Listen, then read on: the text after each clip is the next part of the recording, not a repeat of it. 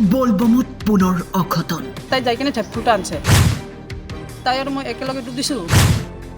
মই উঠি কেনে খালি ধূপ লগাব গৈছোঁ।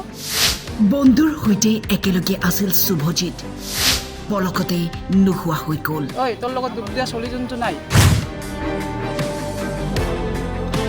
গোৱালপাৰাৰ সূৰ্য পাহাৰত শোকাবহ ঘটনা।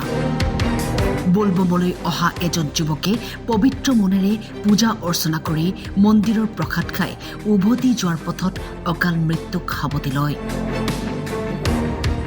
মহাদেৱক আৰাধনা কৰি বন্ধুৰ সৈতে সূৰ্য পাহাৰত থকা পুখুৰীটোত গা ধুবলৈ গৈ পলকতে নোহোৱা হৈ গ'ল শুভজিৎ সিনহা। আমি আহিছিলোঁ 6 জন। তো আমি তাতে ৰাতি ওলালোঁ 10টা মানত ঘৰৰ পৰা ওলালোঁ। ওলাই কিনে নয়াগাঁও গ'লোঁ। নয়াগাঁও যাই তাইৰ 2টা বন্ধু আছিল, বন্ধু 2টা আহিল। তাৰপিছত আমি আমাৰ মন্দিৰত আহিলোঁ, আহি কিনে খিচাৰি খালোঁ। খিচাৰি খাই কিনে আমি ওলালোঁ। ওলাই কিনে টাইম 3টা 3:30 বাজিব। তেতিয়া আমি যাই পালোঁ মন্দিৰত, শ্ৰী সূৰ্য মন্দিৰত।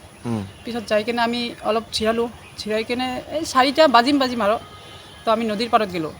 নদীৰ পাৰত যাওঁতে তাই ক'ল যে এতে ধুবি না খাইদি ধুবি। তো আমি ক'লোঁ এতে নুধু দে। এই মোৰ লগৰ আছিল এজন, তাই ক'ল যে তাতে 10 টকা দি তাতে ধু। তাই কয় না মই এতে ধুম। তো আমি ভাবিলোঁ এইখিনি পানীত ধোৱাতে আৰু কি। তো আমি গ'লোঁ 3জনে।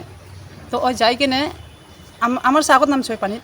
নামি কিনে এটা ঢেপ ফুল আছিল, ভালেকেইটা আছিল। তাই যাই কিনে ঢেপ ফুলটা আনছে, আনি কিনে আমাৰ লগত 2টা ডুব দিছে। ঠিক আছে, তাৰপিছত ঘটি খুজিল, ঘটি দিলোঁ। তো তাই আৰু মই একেলগে ডুব দিছোঁ। মই উঠি কেনে খালি ধূপ লগাব গৈছোঁ। তাৰপিছত লগৰ মানুহজনে কয় ঐ তোৰ লগত ডুব দিয়া ছোৱালীজনীটো নাই। লগালগ বিচাৰিলোঁ নাই ইয়াৰ। পিছত আমি পুলিচক ফোন কৰিলোঁ। পুলিচ আহিল, বিচাৰিল, পাল। সেইখিনিয়ে। কি নাম আছিল? শুভজিৎ সিংহ না মামা? শুভজিৎ সিংহ। কি কাম কৰিছিল ল'ৰা? তাই এই গ্লাছৰ দোকান আছিল তাইৰ। বয়স কিমান মান হ'ব? 27-28। শুভজিৎ সিনহাৰ ঘৰ বঙাইগাঁও জিলাৰ কাবাইতাৰীত। ঘটনাস্থলীত SDRF বাহিনীয়ে অভিযান চলাই উদ্ধাৰ কৰে শুভজিতৰ মৃতদেহ।